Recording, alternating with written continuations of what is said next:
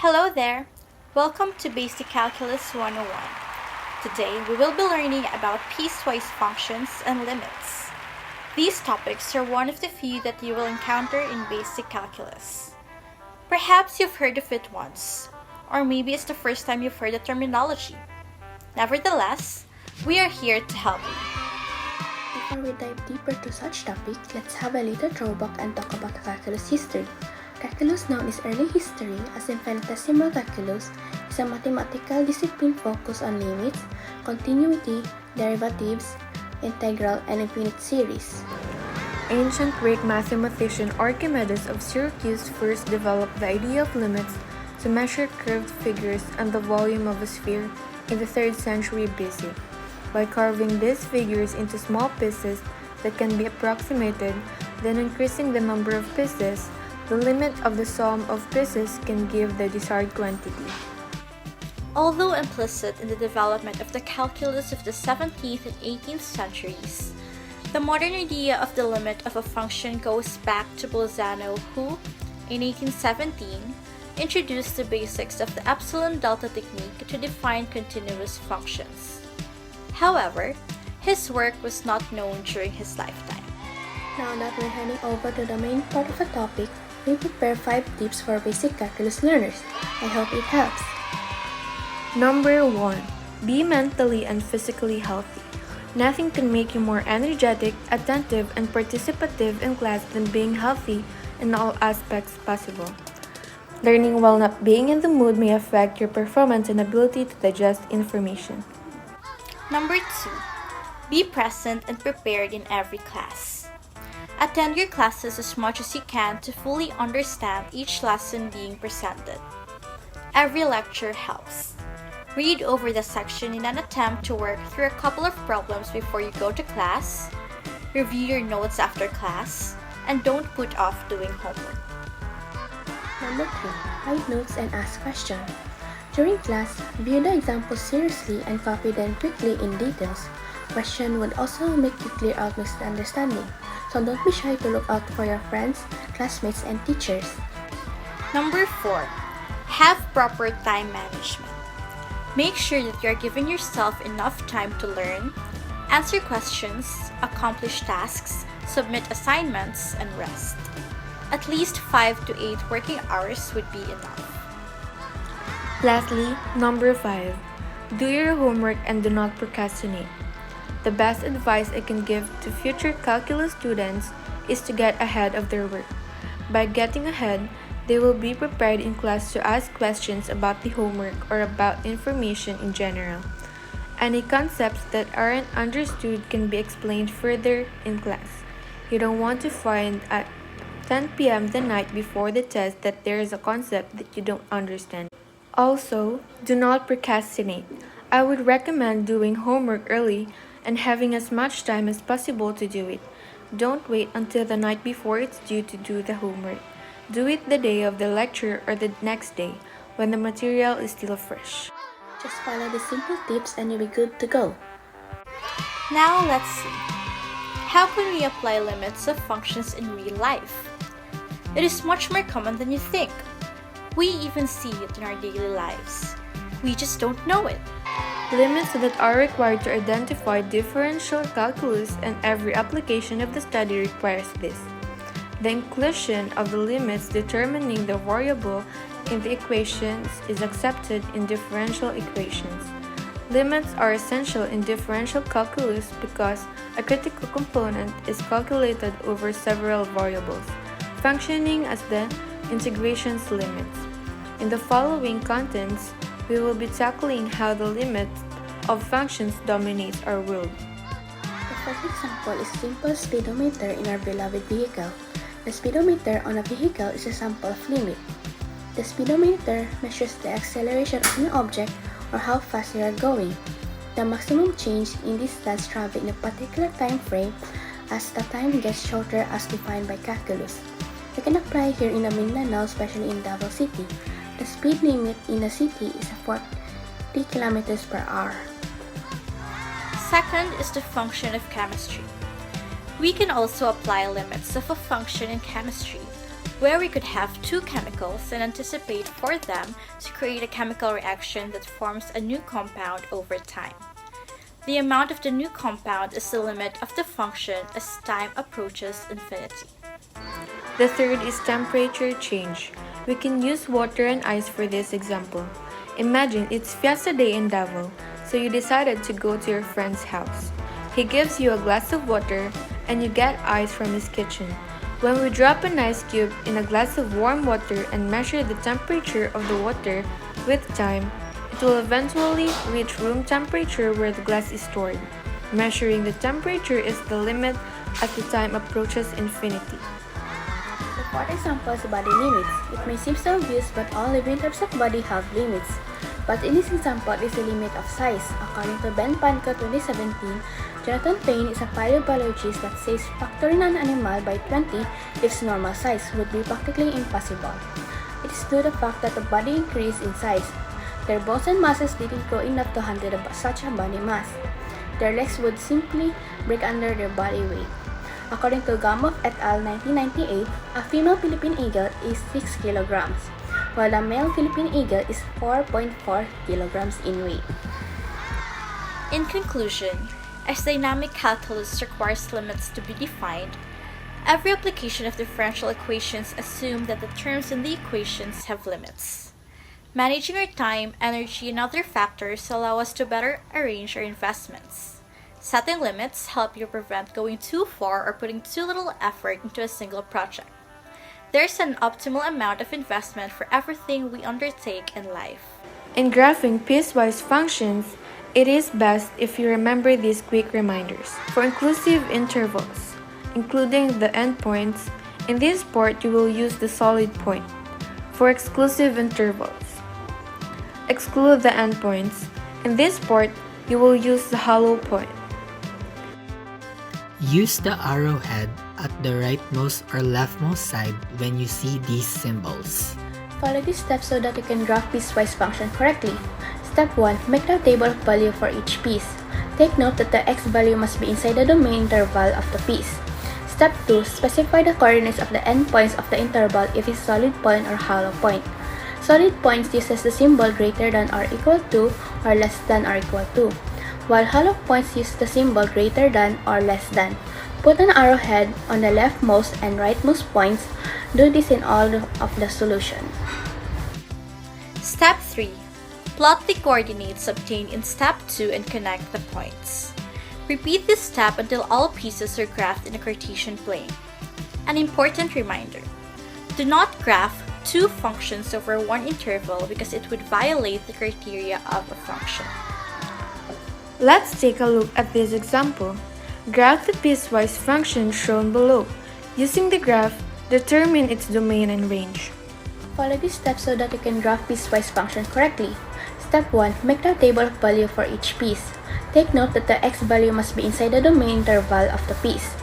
For f of x equals to x squared, for x is less than or equal to 0, we will be looking for values of x that are less than or equal to 0.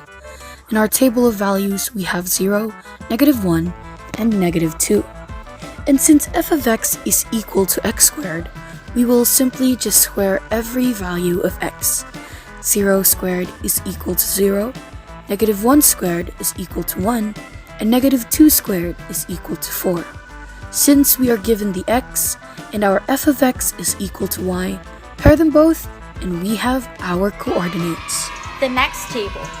For f of x equals 5, for x is greater than 0 but less than 2, the values of x that we are looking for are greater than 0 but less than 2. On the table, we have 2, 1, and 0. Since it is stated that f of x is equal to 5, the whole table will have 5 as its value of f of x. Pair x and f of x as y, then we have our coordinates. We have our third table. F of x is equal to x over 2 for x is greater than or equal to 2. We are looking for the values of x that are greater than or equal to 2. In our table, we have 2, 3, and 4. Next, we solve for the f of x using x over 2. We substitute all values of x. 2 over 2 which will be equal to 1, 3 over 2 which will be equal to 1.5, and then 4 over 2 which is equal to 2. Pair the values of x and f of x, then we have our coordinates. Step 2. Specify the coordinates of the endpoints of the interval if it's solid point or hollow point. Solid points uses the symbol greater than or equal to or less than or equal to, while hollow points use the symbol greater than or less than. Put an arrowhead on the leftmost and rightmost points. Do this in all of the solution. For f of x equals to x squared, for x is less than or equal to 0. Referring to the table of values from earlier, we look for its types of endpoints. This will help us graph later on. Now, since coordinate 0, 0 is part of the solution, it is a solid point. Coordinates -2 and 4 is an arrowhead since it's at the leftmost point. For f of x equals 5, for x is greater than 0 but less than 2, our coordinate, which is 2 and 5, is a hollow point, since 2 is not included and x is greater than 0 but less than 2. X equals 0 is a hollow point as well, since 0 is not part of the solution. For f of x over 2, for x is greater than or equal to 2, let's have a look at the last table and look at its endpoints. X is equal to 2 is a solid point. The reason being is that 2 is part of the solution. We have x is equal to 4 as an arrowhead because it is the rightmost point. Step 3. Plot the coordinates obtained in step 2 and connect the points. Repeat this step until all the pieces are graphed in a Cartesian plane. Let's first break down the three intervals and identify how the graph of function would look like. When x is less than or equal to 0, fx becomes the quadratic function with a parabola that passes through the origin and -2, 4. Since it only applies for 0 and negative numbers, we will only use half of the parabola. When 0 less than x less than 2, fx will represent a constant which is a horizontal line passes through y is equal to 5. Make sure to leave 0, 5 and 2, 5 unfilled since they are not part of the solution. When x is greater than or equal to 2, fx is a function and will pass through 2, 1 and 4, 2. Using this information, we can now graph fx.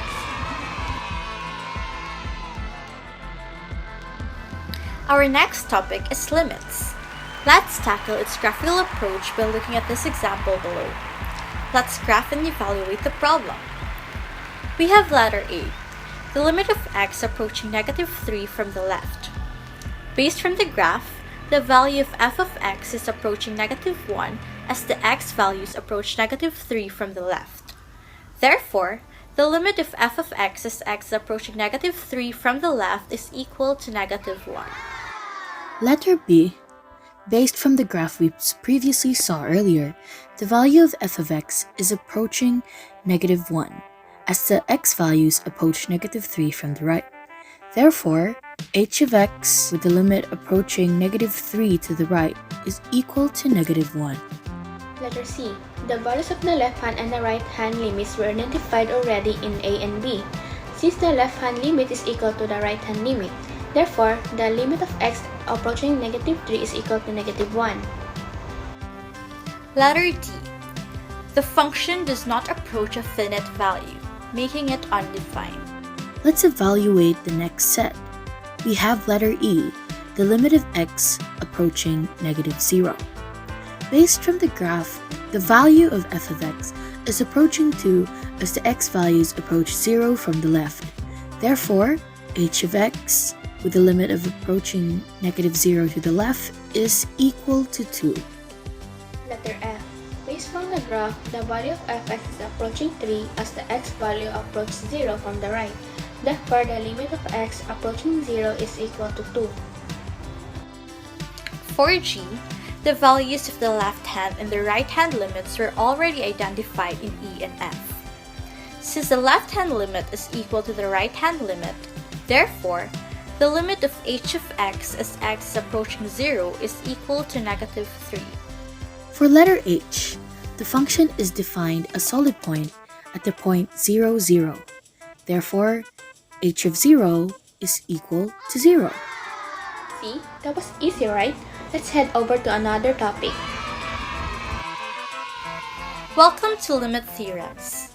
In probability theory, the central limit theorem establishes that, in many situations, when independent random variables are summed up, their properly normalized sum tends toward a normal distribution even if the original variables themselves are not normally distributed.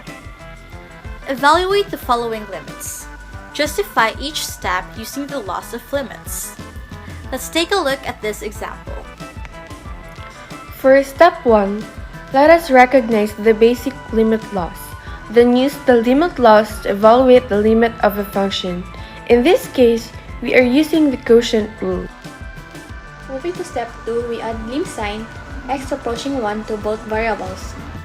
For step 3, using the sum and difference rule, we substitute x approach 1, which is the value of the approaching limit. Step 4. With x equals 1, we get 6 quantity 1, retaining 4 due to the constant rule. Then, we have 3 quantity 1 minus 1. Lastly, step 5. We solve the values, simplify if we must, then we have the final answer, which in this case is 5.